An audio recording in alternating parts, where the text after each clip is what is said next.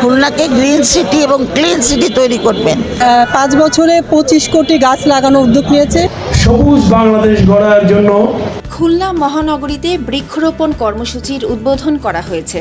আজ শনিবার দুপুরে নগরীর শহীদ হাদিস পার্কে প্রধান অতিথি হিসেবে উপস্থিত থেকে কর্মসূচির উদ্বোধন করেন খুলনা সিটি কর্পোরেশনের কেসিসি প্রশাসক নজরুল ইসলাম মঞ্জু।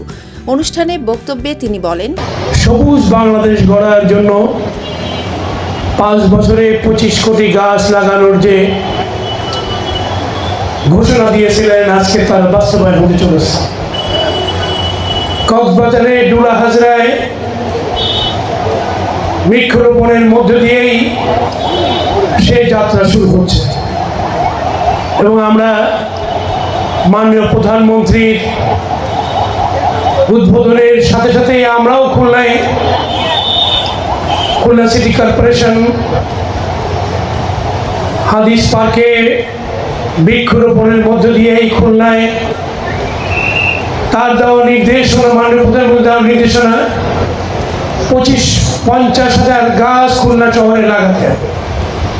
আমরা সেই লক্ষ্যের সামনে নিয়েই আমরা 50,000 গাছ লাগানোর প্রস্তুতিমূলক কাজ শুরু করেছি। প্রশাসক নগরীকে সবুজায়নের লক্ষ্যে কেসিসির এ উদ্যোগে সকলের সহযোগিতা কামনা করেন। পরে তিনি শহীদ হাদিস পার্কে একটি গাছের চারা রোপণের মাধ্যমে কর্মসূচির আনুষ্ঠানিক উদ্বোধন করেন এবং উপস্থিতদের মাঝে গাছের চারা বিতরণ করেন। খুলনাকে গ্রিন সিটি এবং ক্লিন সিটি তৈরি করবেন, এটার সাথে আমি একমত। এই জন্য একমত যে বর্তমান সময়ে বর্ষা মৌসুমে যদি গাছ লাগানো হয় এবং সেই গাছকে যদি পরিচর্যা করা হয় এবং পশু, আমাদের দেশে ছাগল আছে, গরু আছে, আপনারা জানেন, এই গাছগুলোকে খেয়ে ফেলে। এই গাছগুলোকে যদি সুরক্ষা করবার জন্য তাদেরকে বাঁশের বেড়া দিয়ে ঘিরে দেওয়া হয়, তাহলে এই গাছগুলো রক্ষা পায়। এখানে 4-5টা গাছ আমরা পেয়েছি, আর এই গাছটা পেয়ে আমরা আসলে খুব আনন্দিত, কারণ প্রধানমন্ত্রী কর্তৃক ঘোষিত 25 কোটি বৃক্ষরোপণ কর্মসূচির আজকে যে শুভ উদ্বোধন তিনি করলেন, এবং এই উদ্বোধনের মধ্যে দিয়েই দেশ একটা সুন্দর প্রাকৃতিক পরিবেশের মধ্যে যাবে। মাননীয় প্রধানমন্ত্রী জনাব তারেক রহমান, উনি হচ্ছে 5 বছরে 25 কোটি গাছ লাগানোর উদ্যোগ নিয়েছে। এই গাছ হচ্ছে আমাদের পরিবেশের ভারসাম্য রক্ষা করে, গাছ হচ্ছে অক্সিজেন প্রস্তুত করে।